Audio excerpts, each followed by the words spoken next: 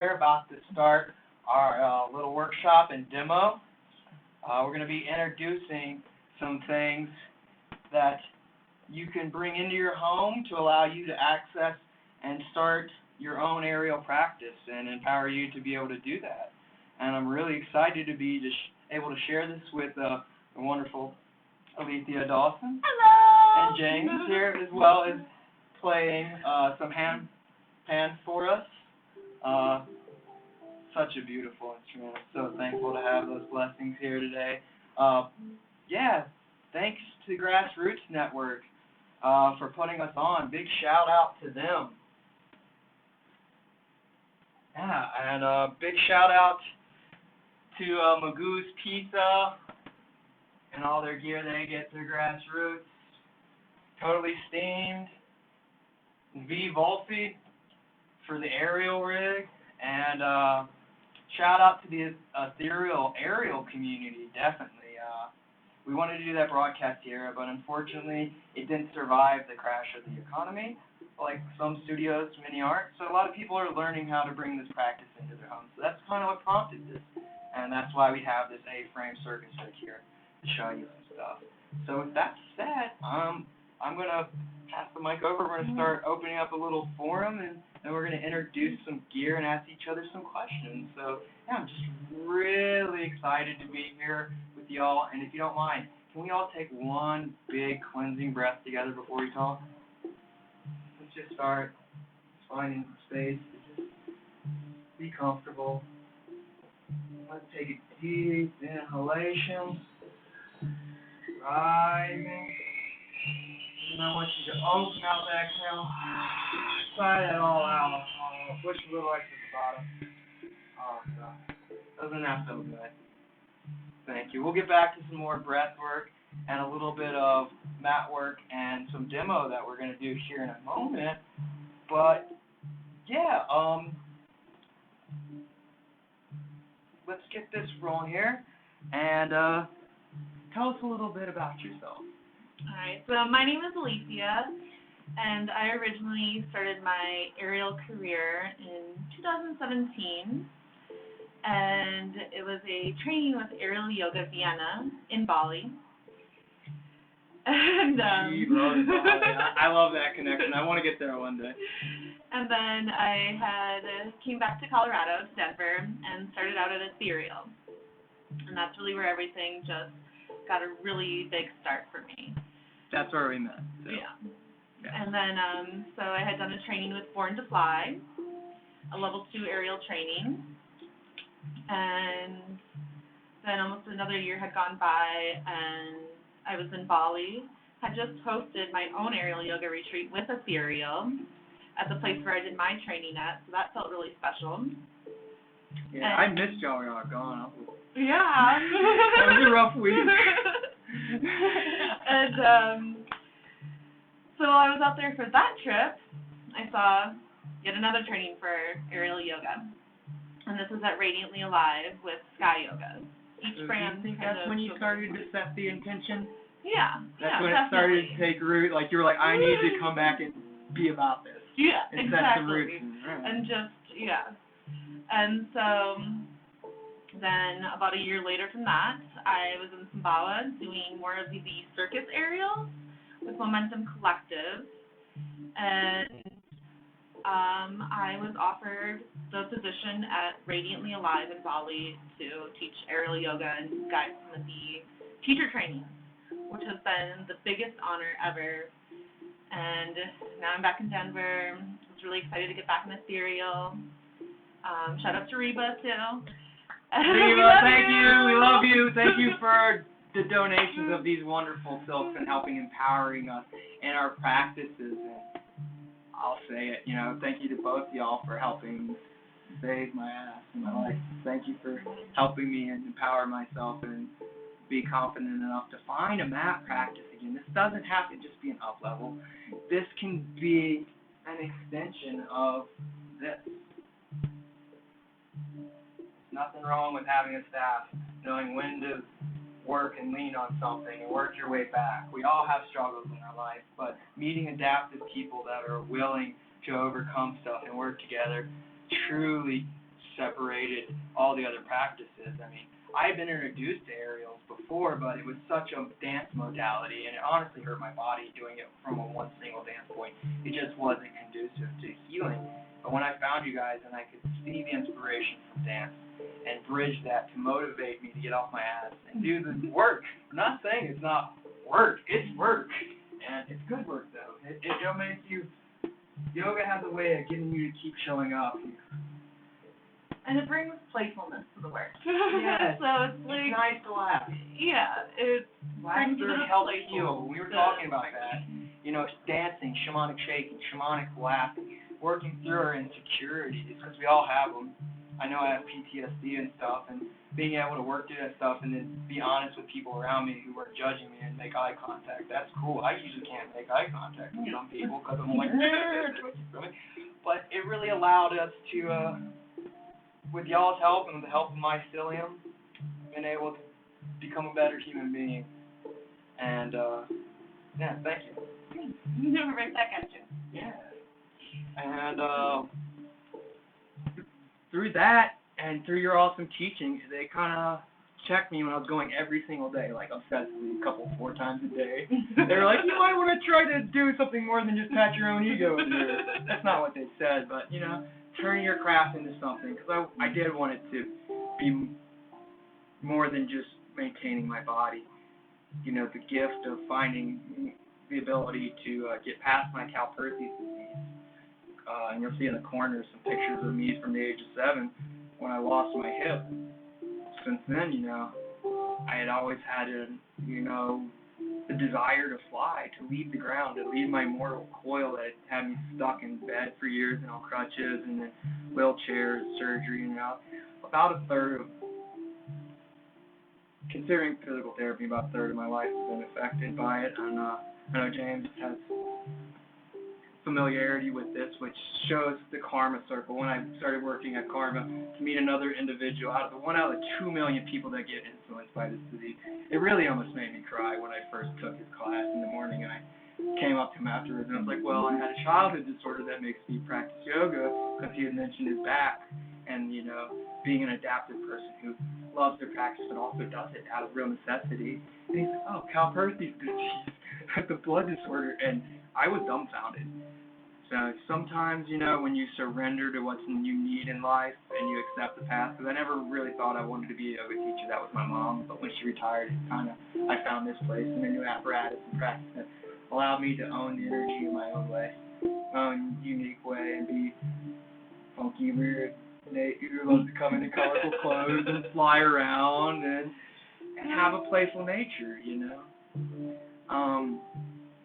I hate to interrupt your music, but could you please tell us a little bit just about yourself and where you practice and teach yoga? And big shout out to Karma. James. I've been practicing yoga only for about 10 years. I say only because I've met so many 20, 30-year veterans of yoga. Teaching for only 4 years.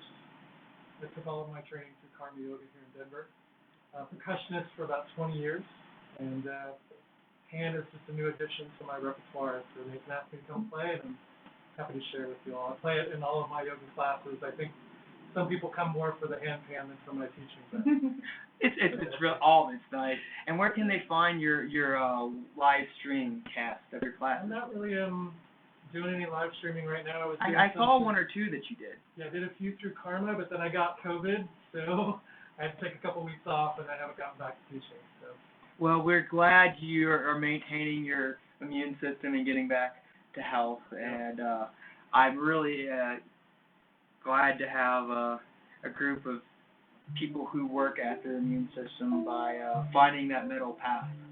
You know, we don't want to over-integrate with each other, but we want to find a way to keep on walking and keeping our bodies maintained so that we maintain a healthy respiratory system. I am no epidemiologist. I am a yogi, but I am definitely thankful to have y'all here today and to be able to cross over with the Karma community. And I taught there as well up until before this. There's still obviously some things going on with reopenings with all the places I work. I work with Equinox, teaching children with autism yoga. I also work at apartment buildings doing private with Infinite Pursuit out of Austin, Texas, here in Denver, and then math classes through Karma, and also I passed on my donation classes. I was working with Yoga for the People here in Denver as well, which is great. It's a way for me to get back to the hospitals here, so big shout out to them for them still doing that and getting those people to practice on their lunch breaks while y'all are out there fighting for us. Thank you so much. Really, it does mean a lot. Yeah, with that said, let's move on to a little bit of talking about bringing our practice into our homes, because I know a lot of us are trying to adapt. And I'm sure I will find a place in the future again to teach, but more than that, just connecting with your own practice. We talked about keeping the beginner's mind earlier, how you always need to keep a joyous, childlike nature to your apparatus. I mean, just whee! Excuse me. Sorry, we'll go through some safety stuff before we get silly. But yeah, getting in your own home and finding those lines in the movements and the things that are gonna really be intuitive from your own flow. It's there's good sides and bad sides to everything. I think a lot of people are finding their own artistic ways to express themselves. Yeah, and I'd say new students sometimes give me the best ideas for another class or anything like that, because they might be doing something differently, not exactly differently, and it's like, whoa, like that move just made so much sense, or that was some fun little twist to do, and it flowed pretty well. Yeah, we get into patterns that we do, and you start doing that. But then when you see somebody who doesn't have those patterns and they just go for something, sometimes you're like, whoa, eureka! And it's the greatest moment, and I love that, because we definitely don't stop people from stopping and laughing and enjoying it, and so even if somebody hops out the front and thinks they're going where you're going and ends up somewhere else, we'll be like, afterwards, will you show that to me? Yeah. Pretty great. So, yeah, good vibes, good start. Is there anything else? Does it have the comment bar up there? We have some comments rolling on the side there. We're going to address the comments later, because we'll be pulling that up through Facebook. But just some things I enjoy incorporating. You know, we did the broadcast originally from 420 to 520, but it took some technical problems to get worked out. But, you know, I enjoy no THC, CBD to start my practice. I put a little under my tongue. You're more than welcome. But that's something I really enjoy. And then afterwards, when we still have some questions, we'll hang out and we'll puff down some nice some herb with y'all and just kick it and hopefully field some questions. And we want to open this up to people and get people excited and liberated in exploring their own practices. Before we segue with that, before we get out of our seats, maybe we'll come back to this in a second. I was going to read a little bit from Nit Nahan. I'm already here, so before we move out of our seats and move forward. Sitting quiet, just breathing in and out. We develop strength, concentration, and clarity. So sit like a mountain. No wind can blow the mountain down. Shout out to everybody in 303, man. Lower City. Beautiful. Well, let's talk to the people a little bit about what we have here and some of the gear they might need in their homes. Sound good? All right. Okay, let's start with our fabric, and then we'll show you how we got these. We got your carabiners, and we have your daisy chains here. And these are tricot fabric. They're silks. Good starting place for setting like the standard in the industry for supplying supplies. I'm probably going to get some slack for saying this for one company, but Aerial Essentials is just killing it. They got the best stuff. They send you a handwritten note when you get your stuff. They're rad. If you want to sponsor us, we will totally demo your stuff out online just for fun. You know, it's not about money, but we do want to share this to people. This is a quick release latch. When you're up on a ladder adjusting your height, you're going to want that. You're not going to want to be sitting there messing with certain specific climbing gear. These people have done the research. They know what. This is going to allow you to adjust your height. You can see it's a daisy chain, and just go up and click that on. Yep. Yeah. All right, and then we tie these silks around a ring. Can you show them a ring? Thanks. We have these rings, and that's so the silk doesn't get torn up. You're going to spend a lot of money on your fabric, and you become sentimental about it, and you just don't want to rip it out or pull it. It has like little pulls like nylon stockings, right? Say, which that's another thing. I mean, I wear some nylon or like leggings because it helps you slide through the fabric. And you've also got the oval ones and the what is the shape? The ones that are a little bit smaller at the bottom. And these ones, once you put them in, you have to flip them so that the weight is on the most weight bearing point. These guys you don't have to flip. They're the same on each side. Absolutely. And this, a lot of questions are, what do I hang my silk from? And right here, what this is an A-frame, kind of like a swing set when you were a kid. A-frame aerial circus rig by Volpe. Volpe, if you want to check them out. Great people. They hooked me up. I definitely would say check them out. They're here in Colorado, local people, and yeah, it's good to support the aerial circus community here. A lot of good people. With that said, you know, they are a little expensive, and these are a little heavier. There are some aluminum ones that are more like a silver color that you can get from Aerial Essentials. It's about $3,000. I think somewhere around there, yeah. I think they have one 34. I think they have a shorter one too that would be perfect for aerial yoga. The 9-foot. Okay, we're gonna go ahead and say something right here. I'm gonna go ahead and squash this. A trapeze is not aerial yoga. It's a sex swing that's been modified with handles. It's not this. It has a weird fabric. It burns you. It's just not appropriate. And I'm not gonna continue to lie about under-curated yoga. Sorry. And we'll leave that. I don't want to be negative. And if you have that apparatus, I commend you for getting it. You're going to love doing your practice, and hopefully you're going to end up moving into an apparatus that can last you and really do what you need. So these hold a lot of weight, and they're good for all the circuits. What we're here to do is yoga. I mean, you take one of these, you might want to end up getting one of these figure eights, and also kind of stuff like swivels will allow you to pivot if you're trying to do more of that. But our focus here today is going to be on aerial yoga, not so much dance. But we do love the community, and that's, you know, where it came from, yoga and the crossing with these people having their apparatus at home. They were hanging at one point, tying knots on the bottom. And people got the idea of, look, I have 2 arms. Maybe I should have 2 points. And it really does. I mean, I waited 10 years trying it, and the wrong apparatus, it didn't click.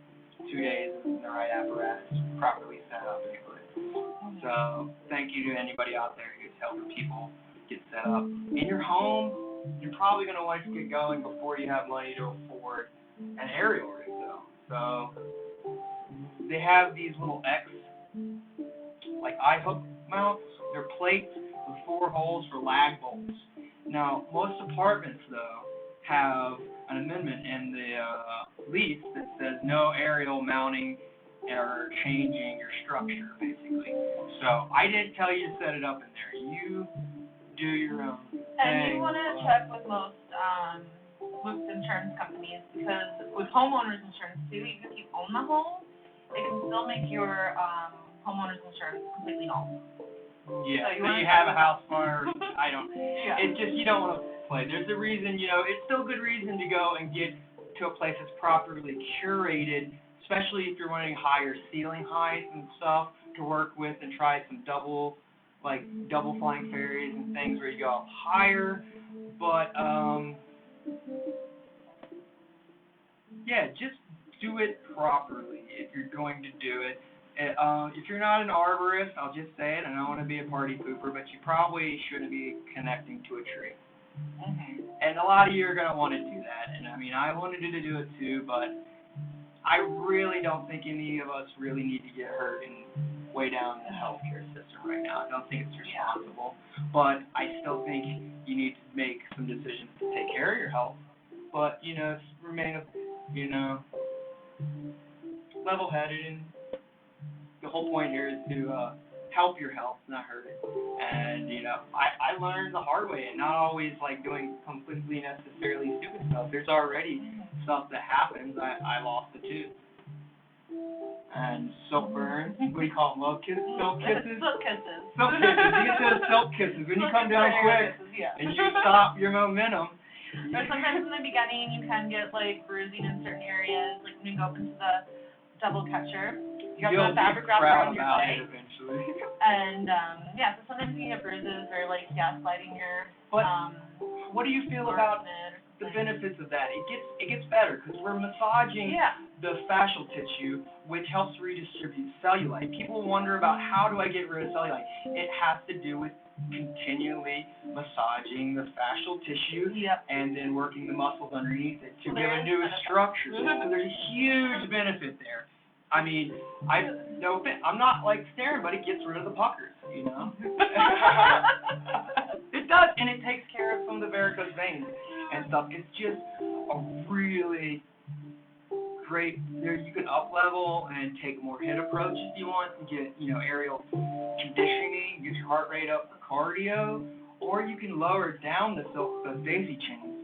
And that's how I like to start people, a foot off the ground. That's it. Just a foot. It's a confidence builder. It says, whoa, I can take this apparatus and approach it as a new prop in my home, just to empower my practice, much like this. This is what this is to me, y'all. It's an extension of, my mom started with my mom as a yoga teacher about 20 years ago. And, you know, my thoughts of this was partner yoga with straps, like pulling up, decompressing from the sacrum, from the front of the hips. But who always has another partner, even meeting new people? Acro's fun, but there's still that moment like, can I trust this person? Or can I trust myself? And just being able to push in against your own intuitive feedback. Because this tricot fabric really forms an extension of your line, extension of your arm line. And so it kind of works like a belt does. The first prop, when Iyengar got hurt, he wanted to continue his practice, so he started using blocks, you know? And there's always going to be a little bit of resistance when a new prop comes in, like, is that necessary? Do I need that?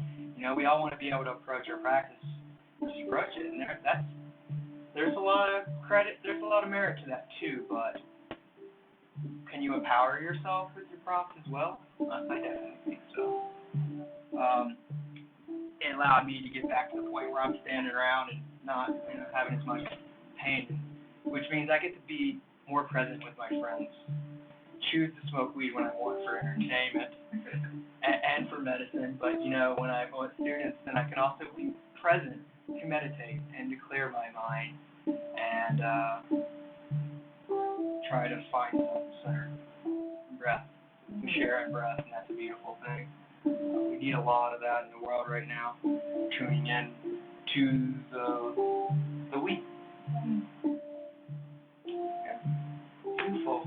I think that was a good little intro. I think we got a good little beginning here, and you want to lead us through a little flow? Yes, absolutely. Cool. Well, we are going to start, and I am going to ask you just to go ahead and take an easy seat. If you're at home and you have a bolster, you'd like to join in. Some of this stuff you can do, or you can just modify without the props, but you can take a pillow and put it between the shoulders, or we will be in a moment if you have one. Not necessary. The idea there is we're just going to be opening up the shoulders and pulling it back. Before we do that, though, we're just going to start with a simple settling of our chi. just by first clearing the mind by focusing on some breath. Find an easy place just to sit. Now, I want you to take a deep inhalation in, right, and filling the belly, the heart, pulling the shoulders back a little bit, and open mouth exhale. Try it out. Lengthen the exhalations. Try not to drop, and then repeat that. Inhaling in, right, and filling the belly, heart, and then open mouth exhale. Good. Lengthening. And then repeating one more time. Try to make it the longest one yet. Just a little extra at the top for me. And at the bottom of this one, I want you to push a little bit again. Get out that last little bit. Good. And then just allow your breath just to be. Just sit in observation. Close down the eyes. Draw the focus internal towards the internal landscape of the mind. And then bring that awareness just to your breath. Nothing else. Paying attention to your inhalation in, thinking inhaling in, exhaling out, sitting with that. And allow the monkey mind to settle, that wants to come in, the chitta, the mind's connection to the heart. And that mindfulness, we want to allow that to settle. So our breath is our tool there. And we just shift to the point of the observer. You start to sit down, you're with your whole, all the bits, good and bad. And lots of times the ego wants to step in and is not comfortable with the whole of the experience. But it's very therapeutic to be there without ego and judgment. It allows us to check in, just observe the breath without judgment. Just send yourself love for being willing to show up today and meet yourself where you're at in this moment. It takes a lot of courage to be boldly honest.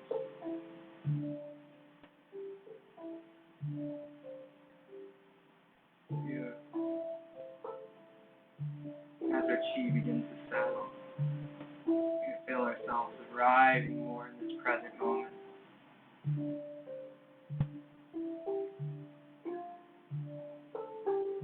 We're invoking our rest and digest. We're trying to slow our inhalations and exhalations, especially the exhalations, because we want to lengthen the vagus nerve and invoke the parasympathetic nervous system.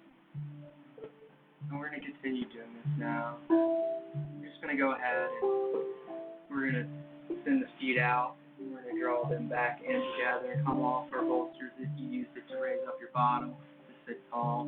Coming into what's called Baddhasana, feet together into prayer. Allowing our knees off the side, butterfly wings. If you'd like to place a block underneath the knees, if you're not that open, it can help. But then we just pull our bolsters firmly against our sacrum. Nice inhalation, exhale, lean back over the bolster, allowing the shoulders to melt over, flipping our palms up into a receptive gesture, and allowing the shoulders to roll, the heart to be exposed, the throat, genitalia. We're sending signals to our body that we're not in flight or flight. Ready to process and detoxify and cleanse our body.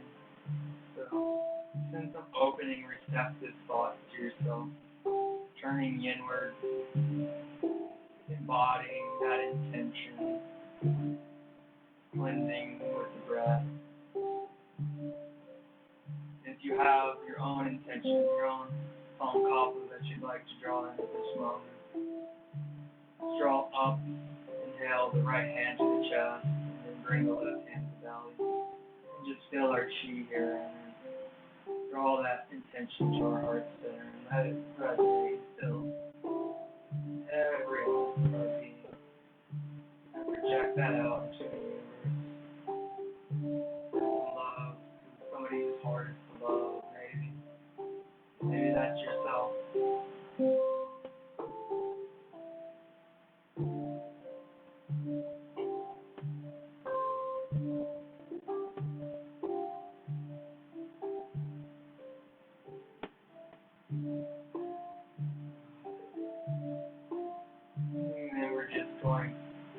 the right knee up and over towards the left knee, shifting off our bolster now to the left side, our lunar side.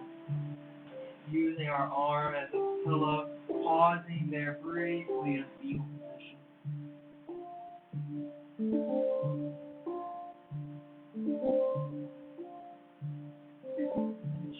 Pressing in to the ground. Rising up. Still eyes a little softer, but move that bolster out of the way. We've opened up the chest there and allowed ourselves to arrive a little deeper into this moment. And now we're just going to sit tall for a moment. And we have some tea tree oil here for our wrists, just for some aromatherapy here during some nadi show. Now we're going to do some alternate nostril breathing. First, just sitting tall. Rock a little bit from side to side. Feel the flowering in the sit bones and the grounding of the earth. And then I like to draw my pointer finger, my index finger, up to my third eye, but you can also draw it to the palm if you like. And then the thumb is there for your right nostril, and the ring finger is there for your left nostril. So let's plug the left nostril first. Inhaling in through the right nostril. Plugging with the thumb at the top. Exhaling out through the left. Inhaling through the left. Plugging with the ring finger at the top. Exhaling out through the right. Inhaling through the right. Plugging with the thumb at the top. Exhaling out through the left. We're going to continue this for about 10 rounds total, or until you feel evened out of these skills here. And I'm going to talk a little bit about Nadi Shona, an alternate nostril breathing. And it helps balance the sun and moon energy, the yin and yang of the body, the masculine and feminine chi. And when I say that, I'm drawing back once again to the sun and the moon, not necessarily, whether you're a guy or a girl. Just trying to balance our energy and draw us into center. Also the mind and the spirit. It's just a great way to settle and even out the chi. Once you feel completed with a couple of rounds of that, then we just allow the hands to fall down to the knees.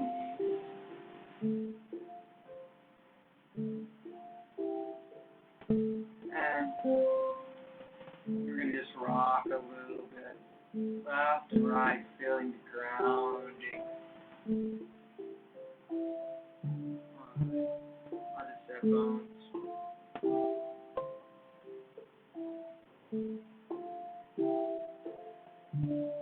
And then if you're at home and you don't have it self, we're going to start some Kundalini circles. So let's start by inhaling the shoulders forward left.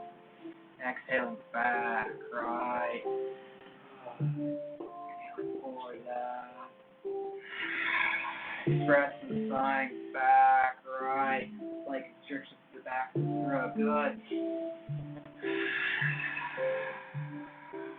And continue those rounds. And just continue this on the mat. And if you're at home with the silk now, we can continue these in the silk and bring our hands up around the front of the silk and take a single wrist wrap. And it's good to kind of pull on the fabric to pull yourself what's called under midline. And then we just center ourselves over our pelvic bowl once again, ground down, keeping hips firmly rooted, inhaling forward, first left, exhaling back, right. Now, we've been going that way for a little while, so the next time around back, we're going to straighten the arms and lean back, allow the head to fall and rock a little bit side to side, massaging the neck. If you're just doing this on your mat, you can bring your hands to your knees and just concave the chest, lean back, allow the chin to fall. Now, we're going to inhale right up, inhale like forward right now, reversing and exhale back left. taking the opposite direction. And the silk allows us to explore further outward, but it also allows us to pull tighter towards smaller circles rising up. You always want to remember to draw in the neck and the crown here. Make sure to go both directions. I'm going to go a little the opposite direction since I did a lot. But no matter whether you're in a silk or on your, just take that both ways. Good. And now we're going to just pause here, rock a little bit, and we're going to now extend the feet out in front, and then we're going to pull on our fabric, rising the hips up to the sky. It's rising up in the fish pose, and lower back down, looking overhead, and inhaling and rising up and peeking through our window, and sigh that all the way down. Good. Oh, let's repeat that one more time. Let's inhale and rise the hips up, back, and then exhalation, we rise back up and peek through the window. Sigh. Down, good. And you just work yourself all the way down to the mat. And if you're at home, we're going to do some good stuff here that you can do anywhere. We're just going to we're going to draw the knees into the chest. We're going to give ourselves a hug. Send some love to yourself.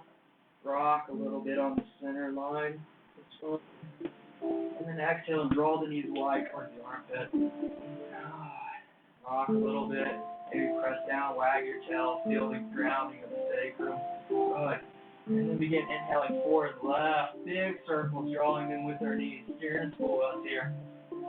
Pressing down the outer edges of the back, the top, the scapula of the sacrum at the bottom. Not paying as much attention to the center. Good. Wide circles. And then drawing the knees in, giving yourself a hug. Exhale out and draw the knees towards the armpit. Good. Give yourself a good squeeze there. Inhale right this time. Circling, exhaling, flying back. If you find some stickiness as you're circling out and around, it's your practice. Own that. Stay there for a while. Work with it. And then we're just going to give ourselves another little hug.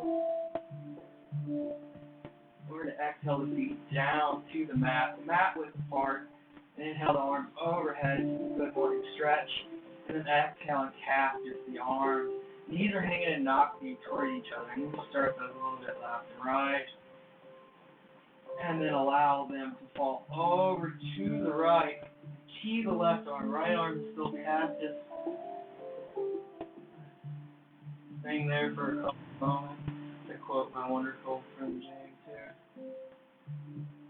Good way. Stay there for a couple moments. Allow your timing, your breath to be your own. Inhale, the knees up and the left arm up into cactus. Exhale, allow them to fall left while keying the right arm.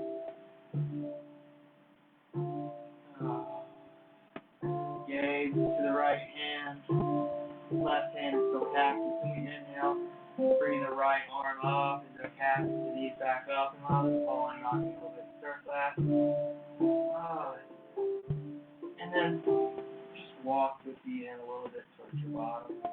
Press into the left leg, or whichever is your dominant leg. Let's send that up or off the ankle a little bit. And then stick it into the valley of the fabric. And we're going to turn it out to the side. That's locking. You can lower down the hips a little bit. And then inhale the hips up again, sending the other foot in and turning that out. That's going to lock you in. And then just exhale, slowly drift the hips back down to the ground. And then we just find our arms up overhead, kind of in a good morning stretch while we just wag our tail here. Just gently begin to open up the base of the spine, sacrum here. Inhaling the hips up, rising up. And exhaling, pulling the arms and the hips down slowly, shifting one vertebrae left and right at a time, lowering down. Really lengthening. Inhaling and repeating that process, sinking the arms overhead.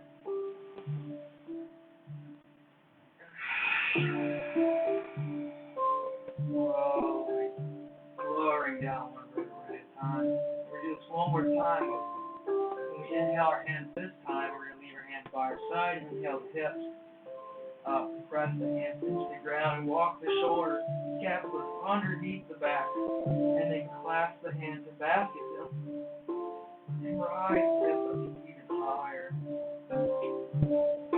Good. Opening up the chest there, and then rolling the shoulders out from underneath and coming down. And then we're going to inhale the right foot up to the sky, and exhale and draw that down again, squeeze the knee. And then with an inhalation, stack the hips over to the right, and roll the right knee over to the left, coming into a supine twist. Keeping the right arm and looking over to the right. You can T-spine, big toe, or whatever you like. And we're going to inhale back in. Got a lot of stuff I'd like to show you. That would be a great one to stay in a long time right now. And we inhale, extend the right leg up, send it down into the fabric and sway a little bit down. And then inhale, rise back up. Once you're about in a flat line, extend the left leg up and out, pointing that toe, circling out the ankle, and then exhaling the left knee down and into the chest. Give that a good squeeze. And then inhale and stack the left hips and draw the left knee across the right side of the body, looking towards the left hand. Breathing out the descending colon last. You don't want to push lactic acid the wrong way in your body, cause indigestion. Staying there for a couple moments. If you're at home, honor that a little bit longer. Good one for 80 seconds. Inhale the left knee back in. Give it a squeeze. Send it up. Circle out the ankle a little bit. Bring it down. Way down. Good. Now we're about to climb up and send the right knee into the loop and then the left knee. And we're going to do the biggest sit-up of our life now. Inhale the right hand up to the fabric. You got it. Climb up. Pausing there. We're going to lower down into our trash can. And now, these are a really fun, beautiful way to get up. We're going to inhale, extend the legs, rise up into our seat, massaging the legs. Let's do that one more time. Let's slide back down, have a little play. Good. And then on a forward swing, bring the leg, and then we come back out. We pop forward, out of the fabric, flaunting one leg forward, a little Barbie foot. And then we take a little bit left and right motion with the arms cactus here, opening up the shoulders here, good. And then we walk down and extend the left leg forward. And we pedal and drive the heels behind us, launching the left foot. Just think of a Barbie foot. Good. And then we walk the left foot back to meet the right, drawing the hands overhead, walking underneath our midline, till our hands are right underneath midline, in the loop. And what we're going to do here is we're going to extend the left knee forward and pull on the right pole fabric, steering to the right, and inhaling back, exhaling and inhaling, extending to the left, sending the right knee forward, and then just find some motions left and right of your own, opening up. Then I like to come back to the middle, pull on the poles of fabric, rising up, drawing the right knee up to the hands, inhaling up, and exhaling, hinging into Warrior 3. Take a moment to square the hips to the ground. Then inhale, find a little more flexion and rise the right leg up. Then exhale, Jiva squat. Draw the right knee behind the left knee, squatting down, drawing the hands closer. Then inhaling and extending the leg behind you. And exhaling down to Jiva squat. And then inhaling. This is a fun one. Up into Warrior 3. With exhalation, draws the right knee up and in. For a high knee. Exhale. Sigh that out down. Good. This is where you're going to feel a difference between like do a shimmy shake here. Good. Now let's inhale and draw the left knee up now. Inhaling up. Exhaling, extending into warrior three. Good. Now let's inhale and rise up. And exhale, extend back to warrior three. Try to level the hips. Now we're going to exhale. On the next exhalation, left knee behind the right, coming into Jiva squat. On the other side, and inhaling, and extending, and exhaling, and bowing down. Good. Inhaling, and extending. Good. And exhale, then with an inhalation, draw the left knee up to the hands. And exhale, down. Good. Do a little shimmy shake from side to side. And you're just going to see how we're going to begin to be able to bridge some of the stuff. We're going to do a short warrior sequence here since we're running short on time. We wanted to take on through a traditional lead-in. So we're going to show a little bit of a warrior flow. We don't have enough time for both sides, but then we're going to move into some of the really important poses and demos. How's that sound? Yeah, okay. Yeah. Good, right? Yep. Oh, wow. Yeah. Yeah. Like that. Time goes so fast when you're doing aerials. It's great. So let's get into some good stuff here as far as warrior sequences, what that will look like in the film. Let's inhale and extend the right knee into the fabric, finding hook, and then come onto the back toe, finding tension with the line, drawing the hand overhead for support, finding crescent lunge.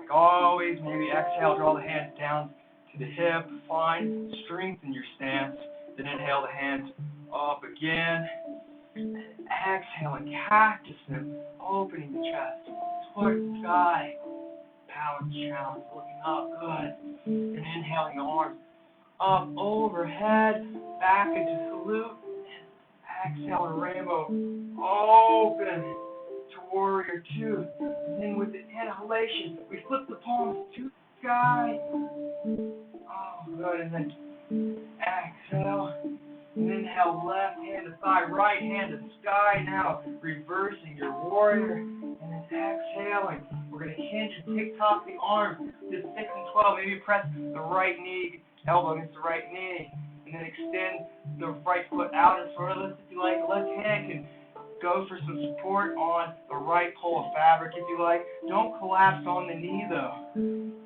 Then we're going to inhale the left hand out for a little up challenge to meet the right hand. We're going to grab an energetic ball. We're going to draw that up and in through our fabric, activating our core. And then shifting back into crescent lunge, pulling on our toe a little bit, and then swinging. Good. And then there's a little play time right there. Yep.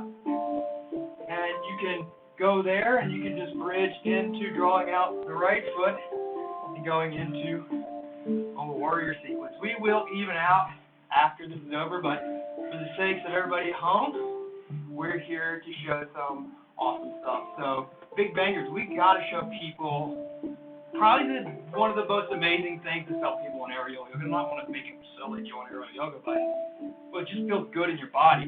What I do on my home practice every day, even if I can't get to the gym, is I decompress my back from the sacrum. It's the safest spot, hands down. It's the biggest, most weight supporting area. Decompress the spine. So what we're going to do is we're going to do a little demo here, and we're going to do it two directions, so you can see here that way and me this way. We're going to pause in what's known as crow, and then we'll maybe each go and maybe take a moment to point out. But first we're going to begin by pulling the fabric firmly around the base, around the hips, thumbs on your tops of your hips, the iliac ridge, good, and then walk underneath your midline, all the way in, and then we just bend into one leg and send about 60% of our weight back. It's just like you had a pair of skinny jeans going on there, and then you lean back, draw the other knee up and in, you're pausing here, what's known as crow. You can balance for a moment, work with the abs here, it's really intense, good, but then we bring our hands back eventually, and we send our feet wide, leaning back, don't mind your neighbor, and exhale and draw those feet together into prayer, and then release the hands. Don't press the hands against the ground. It will move the fabric into an uncomfortable place on the sacrum. You are secure here. This holds a lot of weight. Trust me, you can't pull it out. And then we just take a moment. Your first time in a Buddha hang, you might not want to stay here too long, so we're going to go back into this.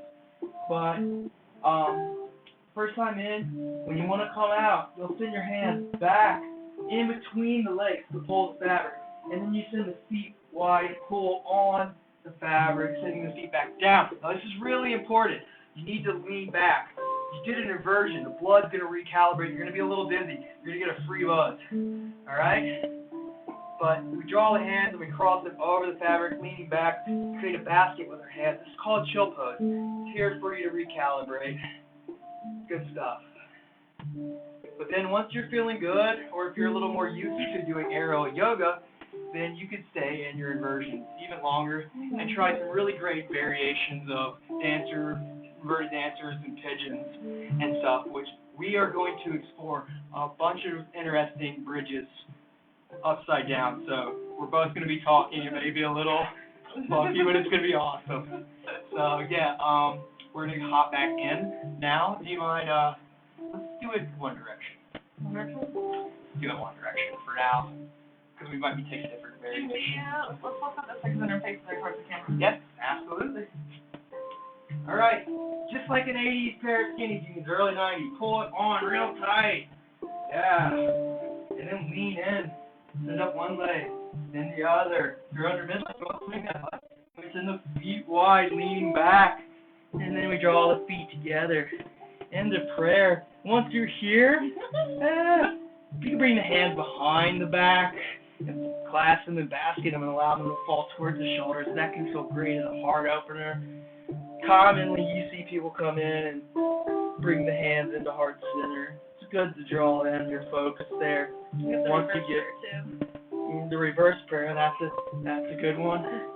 But really functionality-wise, what a lot of people you're going to see do is drawing one foot over to an opposite pole fabric. I'm going to go my left foot to right, she's going to go her right foot to left, and we're going to draw over and hook the other pole of fabric and then release the opposite leg. And then you're here, upside down, opening up, and then you can kick the hands into the leg, finding a little bit of an inverted dancer's pigeon variation here. You can also draw the foot into the crook of the arm. She can show you this. I can't. Yeah, mermaid! Woo! Good stuff. It looks so pretty. It's not hard to want to come back in and see yourself. Alright, girl, it doesn't matter. This is a beautiful, beautiful art form. Everybody's beautiful. I see people coming to do this practice who are 500 pounds and just amaze me. They're just such beautiful offerings when you start moving your body and breathing. It doesn't matter. As long as you come in and you leave your ego at the door and you're coming here to hang out together and move, that's what really matters. And, you know, even out some other variations, say hooking in the side. I like to try what's called a pigeon variation, where you just bring your foot to the fabric and you bring your hand above your feet and you draw up and in. That's one variation. And once you get dizzy, always make sure you come out. Any extensions you think we should show from here, more like a king pigeon? You think we should show Rajan? Double catcher, yeah. Double catcher? Yeah. Double catcher? I don't know. We could show flying fairy. From here, definitely. We draw the feet through the fabric, go straight through the center, and then send the hands up through the poles above your knees. And inhale and extend the legs out and rise up. Now, this is great to massage the thighs like we were talking about. This is a little painful at first, but it feels great afterwards. You can also come into what's called flying fallen angel. You can also just put on that diaper there. Looks like you go into a warrior stance. But really, flying fairy has a lot of its own benefits, and Personally, coming out by bringing your hands to one pole of fabric and then dipping out the shoulder and hooking the leg around the fabric is my favorite way to exit that pose because it helps decompress the spine. Feels lovely. If you do that, make sure you keep it out. What other things are important in there? A lot of little variations, but A lot of things start there, and a lot of things you can build off of there. the bridge point, for sure, in sequencing, Yeah. a big one. But another big one, and it's not that crazy radical to watch, but it's really important, is just your down dog, your front side hangs. Up dog and like come into stars, but it's basically hanging from the opposite side of your most stable place to hang from, which is the front of the hips, and then underneath the shoulders is the next best decompression spot, right across the iliac ridge there. Yes, exactly. So we're just gonna step forward and we're gonna flaunt and draw that across till we feel tension. Then we're gonna send one hand down and then the other and walk under our midline. And then, this is important, drive your feet down. If they come up, you're going to go through and out, you can fall out. But if you want to draw your feet up, you can. Just draw them up about 6 inches and send them out wider. And then there, you're floating. You can wag your tail a little bit, right and left, get a rhythm. Yeah, good. And then if you like, you can send the legs even higher. Send them wide. If you send them higher, though, that's what's holding you in. Once you're here, you can draw forward and up into up dog. It could be a really good workout to try to draw the feet up to the wrists. It's actually really hard to do. But then what I like to do is just go straight into like a star here, just by releasing the hands, sending the legs up wide.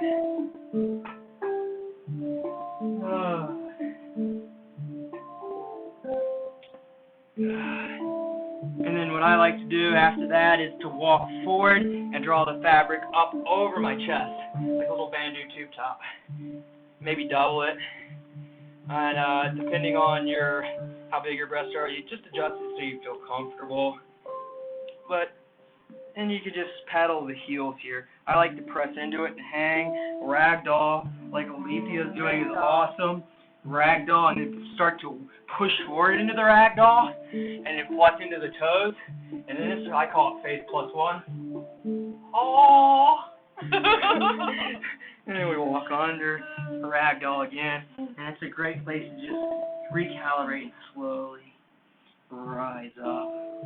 Good. Good stuff. And what we're going to do now before we go is we're going to show you some stuff in the fabric and how we end that out. We're going to come around to the front side of our fabric, and we like to just find the edge, and we're going to just sway that out left and right, getting rid of any little folds or anything. Just imagine your worries blowing away in the breeze. Definitely set that cue for you guys. Sag. And then gather up 5 handfuls. Bunch that up and release one hand. Keep it in the other hand. And then we're going to walk up to the fabric, turn around and grab it with both hands again, and lift one foot up, putting one cheek in the fabric, and then bringing the fabric down to the knees. Good. Okay. So we're inhale the arms overhead and grab the edges of the fabric with our pointer finger and our thumb. It might take a second to find it. That's okay. Spread your wings out wide. Find those edges. And then draw down with your thumbs. Put your fingers out, thumbs down. Slide that down and lift up your bottom just a little bit and slide that extra fabric for a double tuck. It may take a little while. It's not necessary. Give it a couple tries. If you don't get it the first time, keep exploring it. You'll get there. The trick is to really lean into the knees. Yeah, really lean in. And big booties are beautiful. Sorry, keep on talking. I'm just saying, love yourself. Work with yourself. Come in here and love yourself. I can't say that enough. Stop ego, but that person doesn't know. It's your contribution, your breath, your meditation. Thank you for sharing those. It really does mean the world to me. Otherwise, it'd just be me gobbling out, talking to myself. All right, yeah.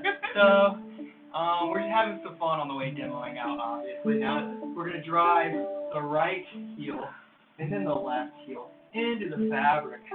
Make sure your tail is about 6, just a little bit of tail coming off your back, but not too high. And then walk your hands down the fabric and drive the feet down. That's what's keeping you in. But once you're back here, you can release the hands here in waterfall. You can bring the hands behind the back. Do a heart opening here. It's great. Basket, allow the hands to fall away from the shoulders. Opening up that space.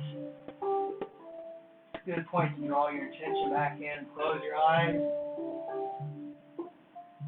And what I like to do is send my hands up to the fabric, and then I send my feet wide up, and I send them wide, and then I wrap them around, putting on a big pair of hammer pants and harem pants here, and then you're getting good compression up the legs. You're in a supported bucket seat, Buddha, or you can if you draw the feet down together. Pretty much. You have the legs circled around. But I like to drive and point the toes here to massage the hips. Rock a little bit from side to side, and then from this position I do my shoulders, knees, and toes. Apple down. You can put head, shoulders, knees, toes, knees, toes, knees, toes. Yeah. And this stuff will get you good. What's really great here is the lateral isolation crunches. Just going up to one side.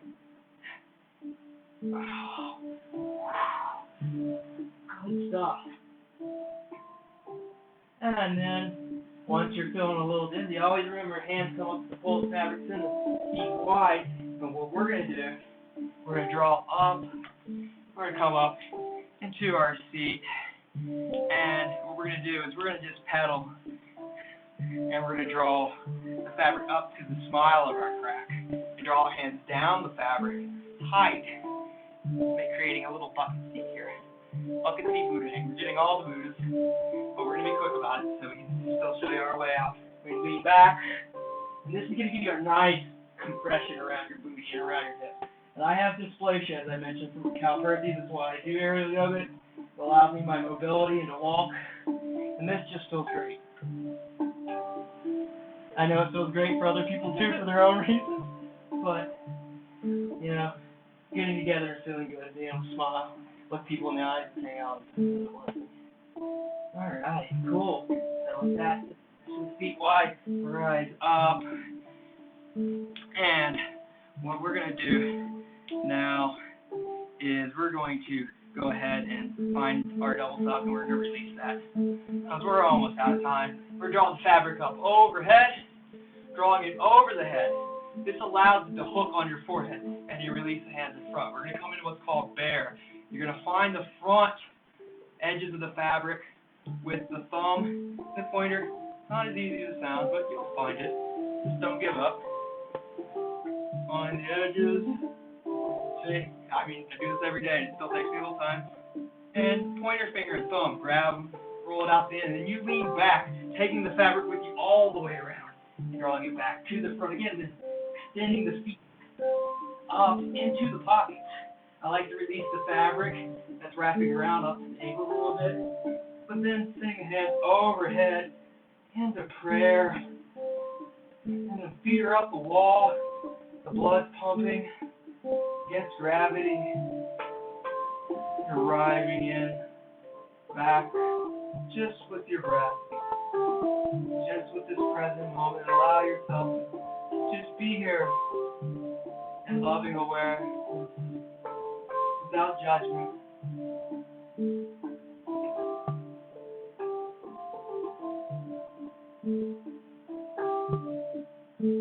And we draw the hands into the body.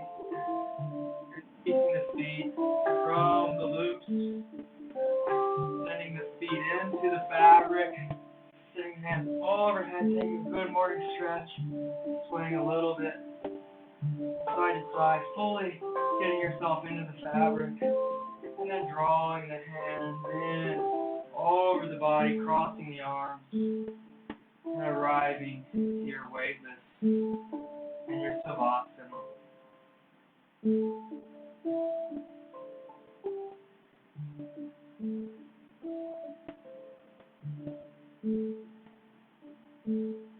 a moment to close down the eyes.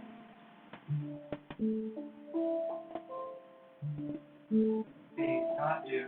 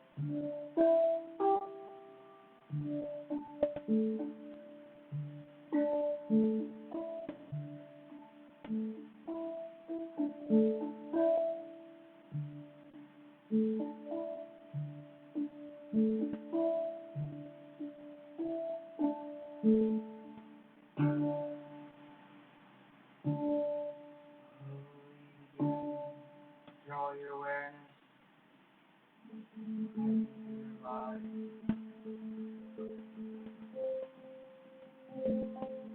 Draw your hands overhead. Good morning stretch. Sway a little bit from side to side.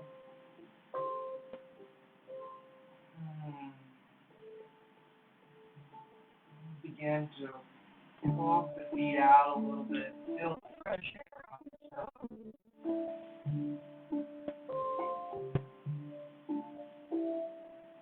can send your hands up, full stab or club. Drawing stab or step. Going on. Full stab or rising up to an easy seated position. Taking a moment there, like lean forward for just a second. Inhale and rise up, draw the hands overhead. Take one more cleansing breath. Open mouth, exhale. Draw the hands down into heart center.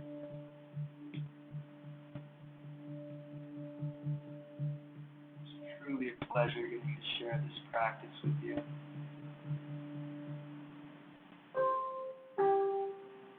Let's draw our hands up to our third eye.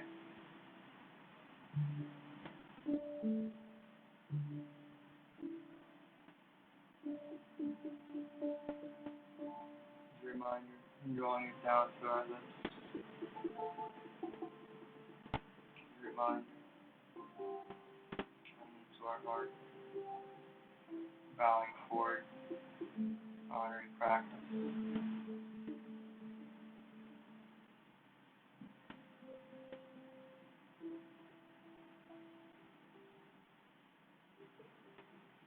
love and light in me, sees and knows the love and light in each and every one of you. Acknowledgement.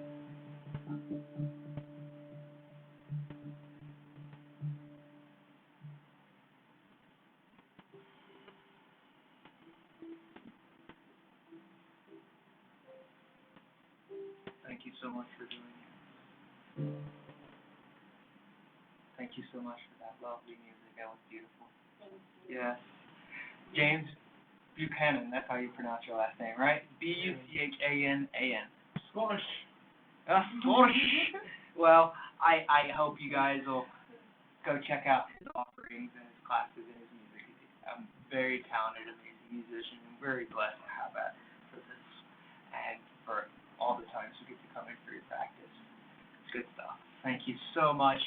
We're going to answer some of the questions out there. But yeah, I hope you go out and find aerial practices for yourself. Or if it's when studios do open back up, go and check it out. And more than that, just finding your own yoga practice that inspires you. It doesn't have to be aerial. You don't have to be a bass player to find inspiration like me or a percussionist. Look, finding something that you resonate with and giving your contribution to the world right now with an open heart. It's truly important, and I thank you for it. I have these words I will leave our practice with, and then we are just going to maybe say hello here for a moment and smoke some weed and see if there's any questions. I just like to say this because it reminds me of the wonderful people I see that choose to do these things that inspire them. The thing that I remember best about successful people I've met all through the years is their obvious delight in what they're doing, and it seems to have very little to do with worldly success. They just love what they're doing, and they love it in front of others. Fred Rogers. Thank you. All right, well, we're going to hop over here now. Would you do me the honors of grabbing us the ball? And maybe you go ahead and pick out one of the strains you like. And, yeah, afterwards, make sure to drink plenty of fluid, especially when you're at elevation, if you're out here in the mountains. We're mile high, y'all, all right? So I brew my own kombucha. Big fan of probiotics and taking care of your gut biome. It's really important right now.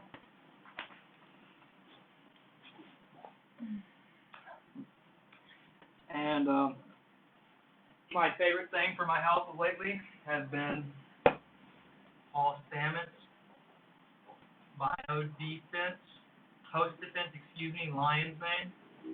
Great with your coffee. It's good for your immune system support. And oh yeah, we got so rushed at the beginning. We were gonna burn some sage and Palo Santo, but we had a little technical startup. Sorry for the snafu, the 20-minute delay. But that happens.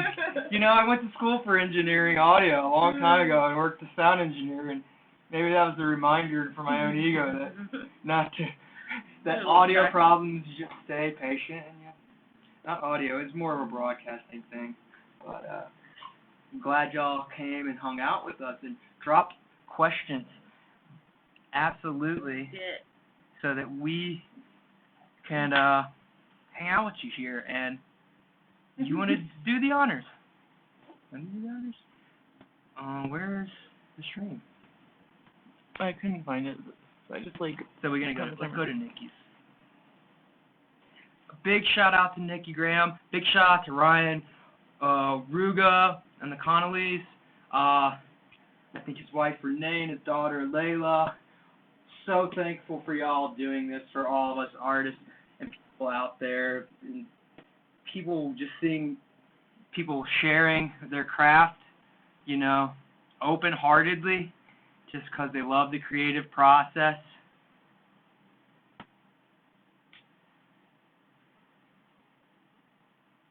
All right.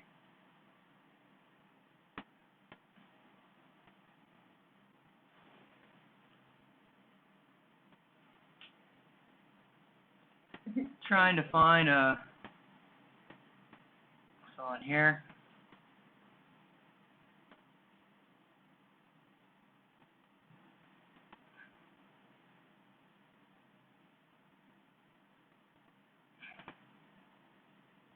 Here is the post. Oh, all right. We're gonna get a little loop thing going here, but is there where can we see the commentary? Oh, that's right. That was a technical problem. We apologize. The commentary booth. There's a little field that we had to activate, and then we had to rebroadcast from another network. So if you go on to the comments under the post, and just in Facebook now, we could field any questions about that. But yeah, there was a little scrolling field, and that's why we were here 20 minutes late. But what would you say are some big questions for people looking to get going? A lot of That we people, didn't cover. I mean, we kind of covered it. We didn't cover exactly, though, how Well, I've strong been the talking. fabric is. Please take the mic. How strong the fabric is. So these fabrics are meant to hold about 2,000 pounds. Yeah, and I think the specific, what is it? There's dynamic weight ratings, which means like moving from certain points. There's centrifugal force, and there's also a lot of different things with test strength, the different ratings you get. But basically, all of them are rated between about 3,000 to 7,000 pounds. Some of these lead ropes and stuff, for Leras and stuff, are rated very high. Really, more than anything, it's going to be going to make sure you have a proper mounting. Studios, usually mount into rafters. Let's close this. Up to exposed rafters is a good one. There's also the big clamps that you see in circus studios that go to like main huge metal trusses. Let's try to bring this so we can see. No comments. No worries. The fabric is gonna hold you though. Get tricot fabric for sure. I think Anti-Gravity has it, and Aerial Essentials has it, and aerialyoga.com has it, but can't speak highly enough of Aerial Essentials. Yeah. Straight up, they just do it right, and they've done the test research as far as all those questions about the rating on the weight. And like that's what I was first introduced to in Bali from Aerial Yoga Vienna. It's Aerial Essentials. Why I do keep this as a serious yoga practice, that's what I want to introduce it as, is not some crazy other thing. It's a different, just another prop that you can bring in and incorporate, and that obviously is going to change some things, but, the more people can start seeing this as a way to bridge their normal yoga practice, I think they're going to be able to tie together a lot of benefits and see some things they're doing. But it did cross over, and I guess first was aerial performers in Venice, wasn't it? The circus performers there. And then about 2006, some of them started having the anti-gravity format or something might have come out. Like they kind of branded and started a studio, a flagship studio. So, almost like how I mentioned earlier, like Aerial Yoga Vienna, I mentioned, Born to Fly, Sky Yoga, they're all aerial yoga. They're just different brands and kind of different styles. And a lot of times you'll find that pose names are not very universal. So very rarely will there's definitely the nomenclature, the Sanskrit directional, and then just tribes have their own. Yeah. You're making shapes. Let's be honest. It's more close to restorative naming of poses because we're naming shapes. And so it's a lot of when you said that's a good way to look. Yeah. It made more sense to me when I started looking into yin mat practice, and when I started looking into restorative mat practice, it was like, okay, what shape, what asana is going to make sense. here, or another way we approach is what functionally does it do Yeah. for us? How does it feel in our body?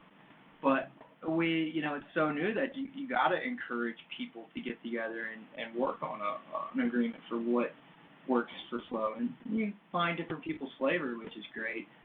But I'm not a big fan of branding, to tell the truth. I think we all can share in it. I think if somebody wants to brand a little bit of business, but then going down as far as a background path, trying to say this is mine. I think all of us sharing together and keeping progressing it forward for the common good of us all is what I really love to see. I'd love to see a lot more guys come in and try this practice. I think there's a little bit of insecurity. And same old, I don't know if I want to stick my butt up in there and do down dog. Oh no, expose myself. Oh, I'm sorry, I'm being cheeky, but I am. I mean, I had those own insecurities to the point where I took on bad coping mechanisms that were not healthy. And when I could have just hung upside down and literally changed my perspective.